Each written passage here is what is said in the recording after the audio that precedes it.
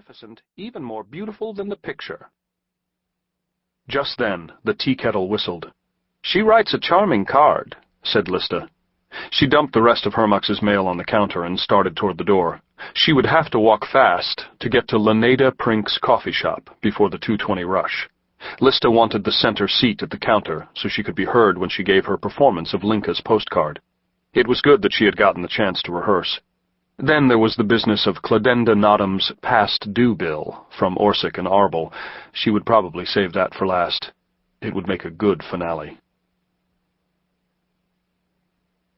Chapter 2. Don't Fence Me In. Hermux set his tea and cookies down on the counter. He situated himself on his stool by the cash register and opened his new issue of the Weekly Squeak. An article on page 1 caught his eye. Whose museum is it, anyway? Donor seeks a room of her own. A Muzella Corkin exclusive. Officials at the Pinchester Museum of Art and Science have delivered a surprising ultimatum to one of its biggest patrons, cosmetics tycoon Tucka Mertslin. "We have asked Miss Mertslin to vacate our premises immediately," explained Museum Director Dr. Vannerly Perunk. "We hope that she will cooperate and that we can resolve this situation without resorting to force." The dispute revolves around Mertslin's unauthorized use of one of the museum's most popular galleries, the Tucka Mertslin Gallery of Monumental Art. Named for its benefactor, the gallery was built to house the treasures of fabled cat king Kanarshpa. Problems began shortly after the gallery's opening last month. "One day, without notice, Miss Mertslin simply moved into the gallery," said Perunk. "She showed up with a moving van, cabinets, and a desk. She ignored the guards and set up an office right in front of the king's mummy. The next thing we knew, she'd moved her secretary in too. Now she's got 2 secretaries. Last week she announced that the gallery would be closed to the public except for Tuesdays during her lunch hour. I'm the head of the museum, and I have to make an appointment just to visit her. It's a ridiculous situation." In an interview at her sleek corporate headquarters, Mertslin dismissed the museum's complaints as typical bureaucratic meddling. "What is so ridiculous about my wanting a little privacy when I'm working?" Mertslin asked. "After everything I've done for that museum, I can't believe they want to deny me such a small pleasure." Style guru Rink Fiersheen agrees. "Why shouldn't she use it? Have you seen her at that desk? She looks fabulous next to the gold mummy." A longtime collaborator of Mertslin's, Fiersheen designed the gallery space with her specifically in mind. "I wanted to inspire her, and I succeeded. How can you blame her for wanting to spend time there? I can't believe they want to throw her out." Dr. Perunk outlined the museum's position. "Miss Mertslin is certainly welcome to visit the gallery at any time during normal museum hours, but she must understand that she gave the gallery to the museum. It's not hers anymore." "We'll see about that," Mertslin countered. "I'm not normally a very aggressive person, but once I put down roots, it's not easy for me to pull them up." Dr. Perunk has scheduled an emergency meeting of the museum's board of directors. "If she is not out of the gallery by the end of the week," he vowed, "I intend to ask the board to begin formal eviction proceedings." "Just let them try," said Mertslin. "They'll find out that the justice system is not quite as blind as they think." Hermux finished the article. He tried to imagine anyone evicting Tucka Mertslin from any place, but he drew a complete blank. Just then the door opened, and a flying squirrel walked into the shop. Chapter 3. Special Delivery. The flying squirrel pushed his goggles up onto his forehead, revealing a pair of very large, round eyes. The squirrel stopped and appraised the details of Hermux and his shop. He saw Hermux in his orange plaid sweater and bow tie with his newspaper in paw. He registered the sales counter with its 3 heights to accommodate Hermux's customers, who came in a variety of sizes. The neat glass cases were filled with watches, and wooden shelves crowded with clocks lined the walls. The squirrel's dark eyes sparkled with a mix of curiosity and amusement. "Hermux Tantamoq?" he asked. "Yes," answered Hermux. "That's me." "Sign here," the squirrel said. He was a messenger. He wore a brown leather cap with sculpted ear flaps and a chin strap, a brown corduroy jacket zipped to the neck, matching corduroy pants, brown boots that laced up almost to his knees, and brown gloves. Over his shoulder he carried a canvas pouch. He slapped a clipboard down on the counter.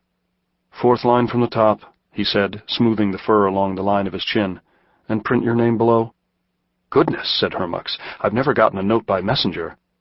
"You haven't got it yet," the messenger said coolly. What kind of place is this, anyway? It's a watch shop. So what do you watch? I don't watch anything, Hermux explained. I make watches. Actually, I mostly repair watches. Not many people get them made anymore. I had a watch once, the messenger said. It broke. He removed an envelope from his pouch, examined Hermux's signature, and handed the envelope to Hermux. Hermux eagerly tore it open and read. Varmint Variety Theater. Mr. Tantamoq, I must speak with you today about a matter of utmost importance. Please meet me at the theater at 4 o'clock. This is urgent and confidential. Do not discuss it with anyone. Fluster Varmint, theatrical impresario. P.S. Once you have read this note, please destroy it. Looks kind of serious, commented the flying squirrel. Hermux shielded the note from the squirrel's view and eyed him suspiciously. Just routine, he said. He crumpled the note casually and slipped it into his pocket. So, is there an answer? The squirrel asked. An answer? When people get a message, they usually write back. Sorry, said Hermux. I didn't think of that. You mean right now? No time like the present. The squirrel sounded a little bored with his work. Is that included? The squirrel shook his head. No, it'll cost you. How much? Hermux asked. Depends on when you want it to get there. What would you suggest? The flying squirrel eyed the return address. Fluster Varmint, huh? You'd better send it ASAP. With VIPs, it's better to play it safe. How much does that cost? $25. $25? That's a lot of money. Maybe I could just telephone. How well do you know Varmint? I don't know him at all, Hermux admitted. Then forget the phone. You'll never get through. It's the problem with VIPs. That's where I come in. He pointed to the embroidered patch on his jacket. It showed a flying squirrel, arms, legs, and tail outstretched against a brilliant blue sky. Encircling it was a motto, We Deliver. Guaranteed, the messenger said. Hermux thought it over. $25 was definitely a lot of money, but it was exciting to get a note from Fluster Varmint, the most famous man in show business. Besides that, it was a mysterious note, and recently Hermux had developed a taste for mystery. All right, he said, I'll do it. Hermux sat down and wrote out a note in his nicest handwriting. Dear Mr. Varmint, I look forward to meeting you. Until then, Hermux Tantamoq, watchmaker. He put the note in an envelope and copied out the address. He handed the note to the flying squirrel, who tucked it inside his pouch. Then Hermux opened his wallet and counted out $25. The flying squirrel stuffed the money into his pocket.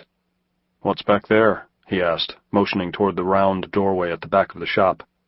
That's my workshop, said Hermux. That's where I fix things, watches and clocks.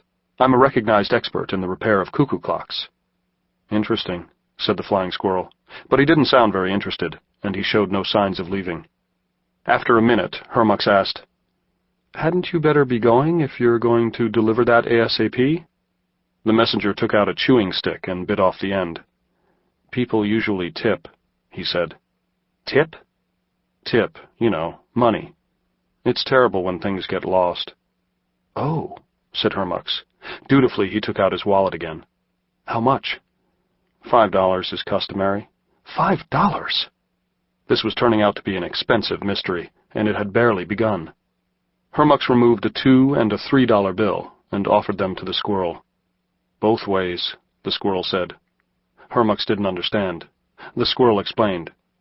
$5 for delivering Varmint's message. He stopped and spat a stick chip on the floor for emphasis. And $5 for picking up your message. Get it? But you were already here for the pickup, Hermux protested. Never mind, the messenger said wearily. Give me the $5, and this time we'll call it even. Chapter 4. Temper Fugit. The Varmint Variety Theater had once been in the very best part of Pinchester. But the best part of Pinchester had moved on, while the theater, which had been the site of Fluster Varmint's greatest triumphs, stayed where it was.